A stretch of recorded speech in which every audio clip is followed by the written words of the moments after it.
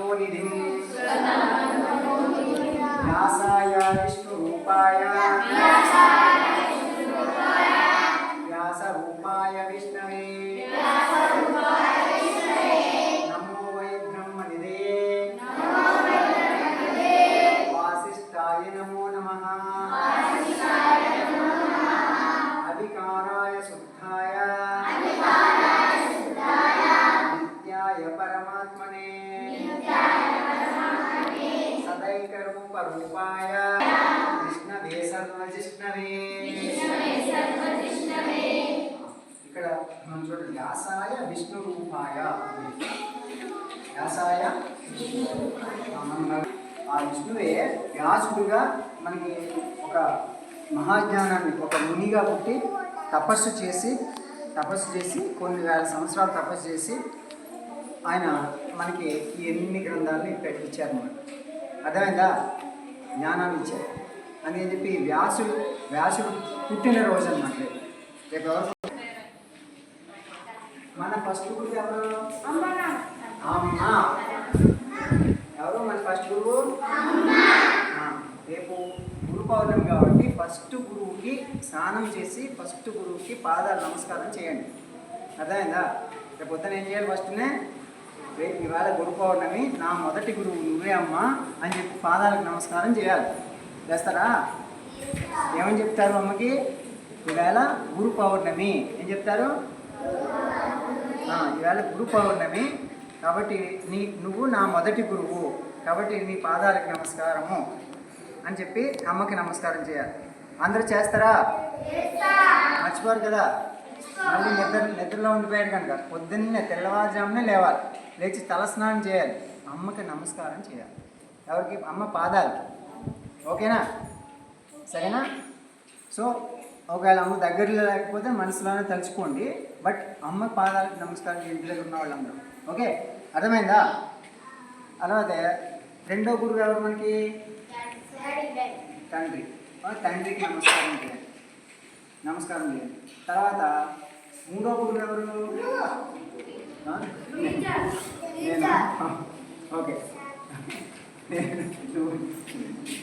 Okay okay మూడో గురువు మనకి టీచర్స్ ఉన్నారు కదా వారికి చేయాలి ఇంకా మిగిలిన అందరి గురువులకి మనం రేపు పూజ చేస్తాం స్వామి వివేకానందకి రామకృష్ణ పరమహంసకి తర్వాత వ్యాస భగవానుడికి వ్యాసుడికి వశిష్ఠ మహర్షి అంటే శ్రీరాముడి గురువు అనమాట ఎవరు వశిష్ఠ మహర్షి గురువు ఎవరు శ్రీరాముడి గురువు ఓకే శ్రీరాముడి గురువు అలాగే వ్యాసుడు మహాభారతం అనే పెద్ద గ్రంథం రాశారు అది ప్రపంచంలో అన్ని గ్రంథాల కంటే అన్ని పుస్తకాల కంటే కూడా పెద్ద పుస్తకం రాశారు ఇప్పుడు వరకు అంత పుస్తకం ఎవరో రాశారు అంత పెద్ద పుస్తకం రాశారు అదే దాని పేరు ఏమంటారు మహాభారతం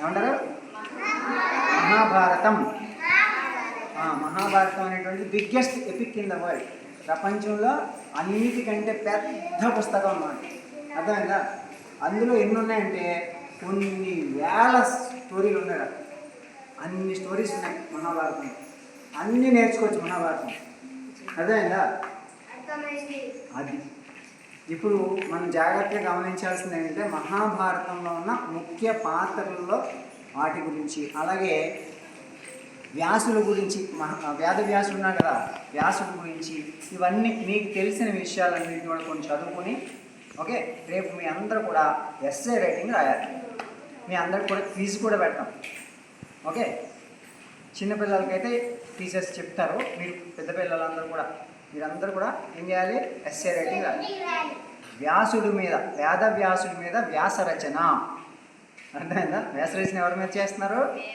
వ్యాసుడు గురు పౌర్ణమి దాని గురించి చేయాలి వ్యాసుడి యొక్క మంచి ఇన్స్పిరేషన్ అనమాట చాలా గొప్ప ఇన్స్పిరేషన్ వ్యాసుడి స్టోరీ ఆ స్టోరీ మీద రాయాలి రాస్తారా ఓకేనా are you ready okay very good రేపు అంతా మంచిగా చదువుకుని రండి మీ పేరెంట్స్ కూడా అడగండి ఒకవేళ వాళ్ళకి తెలుసుకుంటే చెప్తారు లేకపోతే అక్కడ దీనిలో గూగుల్లో చదువుకోండి నేను ఇక్కడ పుస్తకాలు ఉంటాయి లైబ్రరీలో పుస్తకాలు తీసుకుని చదువుకుని రేపు ఎస్ఏ రైటింగ్ రాయాలి రేపు మార్నింగ్ మనం అందరం కూడా పూజ జరుపుకుంటాం ఇక్కడ మార్నింగ్ ఎర్లీ మార్నింగ్ చిన్నపిల్లలు నర్సరీ పిల్లలు చేతులు ఎత్తండి.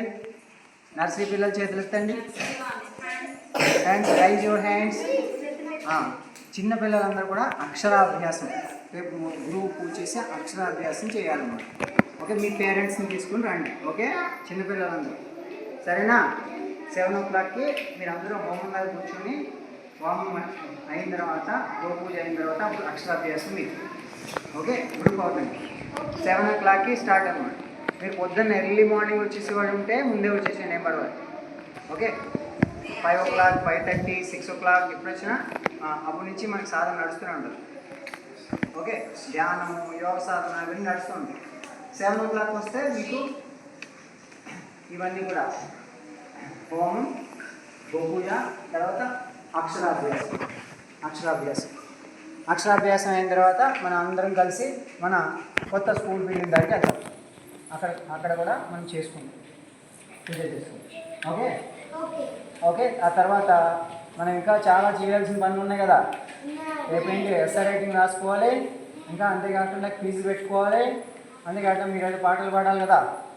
ఓకే, సాంగ్స్ పాడాలి, ఇవన్నీ కూడా మీరు పాడతారు అన్నమాట. సరేనా? రెడీయా? ఎక్కడున్నా పాటలు అయితే పాడాలి కదా. ఫస్ట్ అయితే ప్రేయర్స్ అయితే చేయాలి కదా. మీరు భగవద్గీత శ్లోకాలు వచ్చాయి. అలాగే ఇవాళ ఇప్పుడు విష్ణు సహస్రనామం స్టార్ట్ చేసి వ్యాసుడు శ్లోకాలు చెప్పుకున్నాం కదా. అవి వ్యాసుడు శ్లోకాలు కూడా మేము చెప్పుకుంటాం మనం. సో అవి కూడా ప్రార్థన చేస్తాం, మెడిటేషన్ చేసుకుంటాం. సో సూపర్ యాక్టివిటీస్ అనేది చేస్తాం. ఓకే, సరేనా? కాబట్టి పొద్దున్న ఒకవేళ ఎవరైనా మీ పేరెంట్స్ పూజకి వద్దామనుకుంటే మీరు అసలు కలిసి వచ్చేసేయచ్చు. ముందే స్కూల్ కంటే ముందే వచ్చేది ఎర్లీగా 7 o'clock అలా వచ్చేది. సరేనా? మెయిన్గా అక్షరాభ్యాసం చిన్నపిల్లలు ఉంటారు కదా, వాళ్ళకి మీకు తెలిసిన చిన్నపిల్లలు ఉంటారు కదా, ఎవరైనా వాళ్ళ చిన్నపిల్లలు వాళ్ళు అక్షరాభ్యాసం చేసుకున్నాము ఉంటారు కదా. అలాంటి వాళ్ళు అందరూ కూడా అక్షరాభ్యాసం రేపు ఉన్నది 7 o'clockకి రమ్మని చెప్పండి, ఇన్వైట్ చేయండి. మా స్కూల్లో మేము అక్షరాభ్యాసం చేపిస్తున్నాం, మీరు రండి అని చెప్పి ఇన్వైట్ చేయండి. ఏం చెప్తారు? అక్షరాభ్యాసం ఉన్నది చిన్నపిల్లలందరికీ, మీరు రండి అని ఇన్వైట్ చేయాలి. సరేనా? ఓకే, అలా రెడీ? ఓకే, ఇంటికి వెళ్ళంటే ఫస్ట్ ఏం చేయాలి? మీ ఇంటి చుట్టుపక్కల ఎవరన్నా చిన్నపిల్లలు ఉన్నారేమో చూసి, చిన్న పిల్లలు ఉంటారు కదా, ఎంత పిల్లలు వాళ్ళకి అందరూ చదువుకోకుండా ఇంకా ఉంటారు కదా, వాళ్ళు అక్షరాభ్యాసం చేయాలి. అది ఇంకా పట్టుకోవడం రాదు కదా, అది ఇలాంటి చిన్న పిల్లలు. ఓకే, సరేనా? Okay, very good, thank you.